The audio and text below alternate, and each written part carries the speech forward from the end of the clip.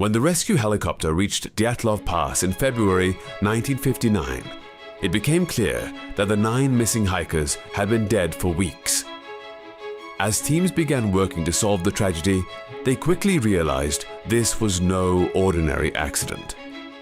The tent had been slashed open from the inside with a knife, yet there were no signs of a struggle. A short distance away, the bodies of 2 hikers were found completely naked. Farther on, others were discovered with fractured skulls. One was missing an eye or a tongue. Even more disturbing, extremely high levels of radiation were detected on some of the bodies. Unable to fully explain what had happened, investigators officially closed the case as a nature-related accidental death and did not continue further examination. Yet for more than 60 years, the mystery has continued to capture people's imagination. Some still claim it was a military cover-up, a KGB operation, a creature attack, or even an alien encounter. So what really happened at Dyatlov Pass? And looking back today, what do we actually know? Before diving behind the curtain of the incident, let's briefly summarize what happened for those unfamiliar with this very popular case. In the freezing cold of February 1959, a team of 9 experienced hikers set out from what is now Yekaterinburg, then called Sverdlovsk. They planned a 16-day trek in the northern Ural Mountains. The team leader, 23-year-old Igor Dyatlov, was disciplined and meticulous. With him were engineering students, athletes, and seasoned outdoor enthusiasts. Only one member, Yuri Yudin, turned back early due to illness and survived. The other 9 would lose their lives on the slopes of a mountain called Kholat Syakhl. The team was last seen on January 31st, leaving a village and heading north. Their goal was to reach Mount Otorten. However, severe blizzards and harsh weather conditions forced them off course toward Kholat Syakhl, known in the language of the local Manzi people as the Mountain of the Dead. Ironically, this is where their fate would be sealed. Days passed with no word from the group. When they failed to return on the planned date, a search and rescue operation began on February 20th. First students, then the army joined the effort. Finally, on February 26th, the rescue team found the tent. It was partially collapsed and covered in snow. Upon closer inspection, they saw it had been cut open from the inside rather than unzipped.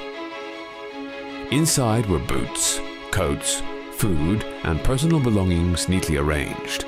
The hikers had apparently rushed outside half-dressed. The first 2 bodies were found about 1.5 kilometers away, near a cedar tree at the forest's edge. They were wearing only underwear, barefoot in the snow. It looked as if they had fled from something, but never returned for their clothes. Nearby, 3 more bodies were discovered, face down in the snow.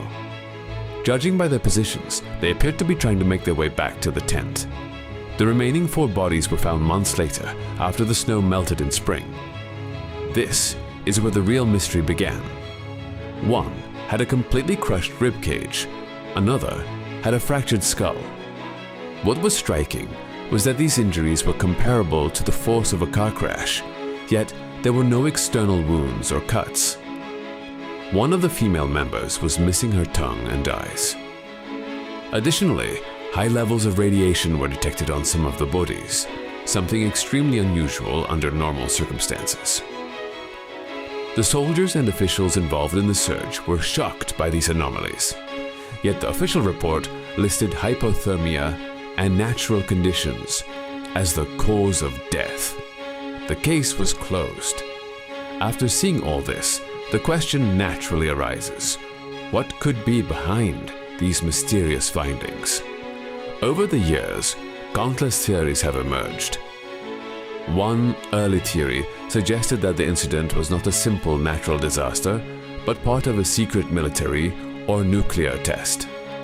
The Dyatlov group consisted entirely of students from the Ural Polytechnic Institute. At the time, This was no ordinary engineering school.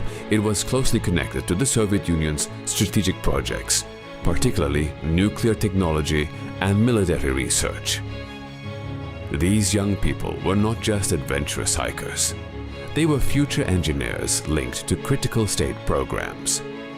The radiation detected on the bodies strengthened the suspicion that this could not be a coincidence. The case began to shift in some minds from a mountain tragedy to a potential state cover-up. Some researchers also pointed to rumors of KGB connections among certain members.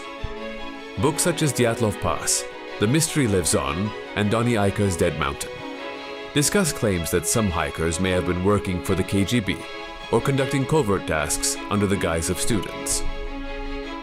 One particularly intriguing figure was 38-year-old Semyon Zolotaryov, the group's most experienced hiker. He joined the expedition at the last minute.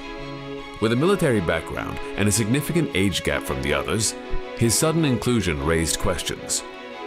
Some speculate he was assigned as a KGB observer. Others argue he was simply recruited for his experience. Nevertheless, his participation became one of the strongest pillars of espionage and covert operation theories. Another widely discussed theory involves military testing. The late 1950s were a period of intense Soviet nuclear and ballistic weapons testing.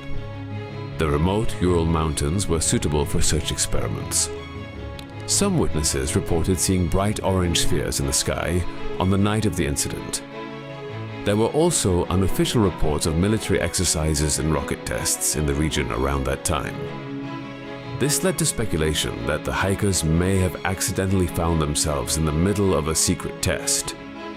The radiation and the severe internal injuries, without external wounds, were interpreted by some as consistent with a blast wave. According to this theory, the Soviet army realized civilians had died and covered it up as a natural accident. The fact that KGB files remained classified for years only fueled suspicion. The orange lights also inspired more fantastical explanations. Some locals claimed to have seen unusual lights in the sky, leading to alien encounter theories. According to these ideas, the hikers panicked after witnessing an unidentified craft. However, there is little solid evidence supporting this claim, and it remains one of the least credible theories.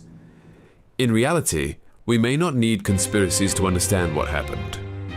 A more human and nature-based explanation paints a clearer picture. The Dyatlov team set up their tent on an exposed slope during a blizzard, likely to avoid losing their route. Unfortunately, this left them vulnerable. Snow accumulated on the tent throughout the night. Eventually, a small but deadly slab avalanche occurred. The tent partially collapsed. Several members were seriously injured, and panic set in. Instead of using the entrance, they cut their way out of the tent and fled.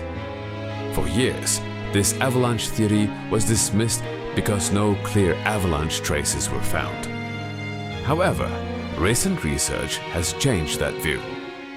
In 2019, Swiss scientists Johann Gaumer and Alexander Pusrin used computer simulations to show that a delayed small slab avalanche could have occurred on the slope where the tent was located.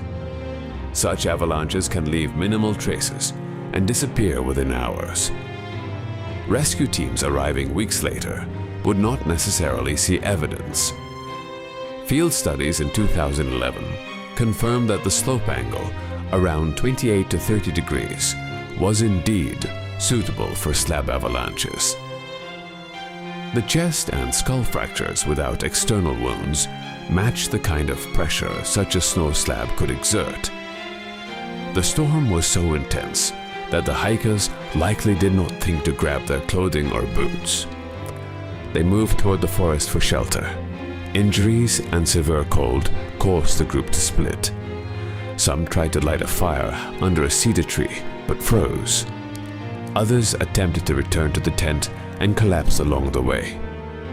The 4 found later likely tried to dig a snow shelter, but succumbed to their injuries and hypothermia. The nudity is not mysterious either. In advanced hypothermia, a phenomenon called paradoxical undressing can occur. The body loses its ability to regulate temperature, and the person feels an intense sensation of heat, removing clothing.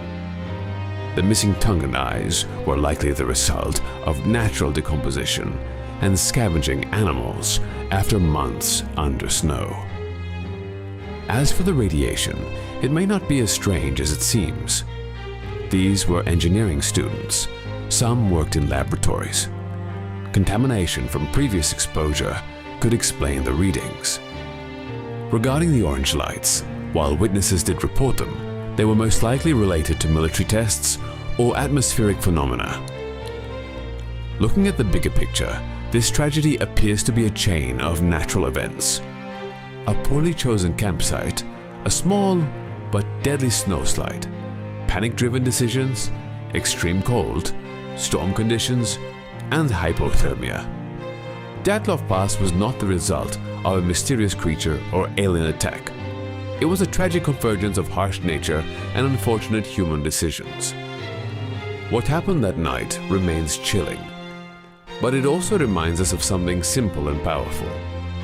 Nature is humanity's greatest test, and sometimes the smallest mistake can lead to consequences so profound that history remembers them as an unsolved mystery.